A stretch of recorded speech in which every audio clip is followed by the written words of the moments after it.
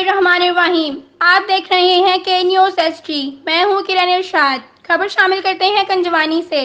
कंजवानी से हमारे नुमाइंदा खसूसी अली हसन साबरी की रिपोर्ट के मुताबिक थाना गढ़ फतेह शाह के गांव चक नंबर 622 गाफे में पहली जमात की तालिबा 7 साल अलिशबा बनी मुबीना तौर पर दरिंदगी का निशाना बन गई।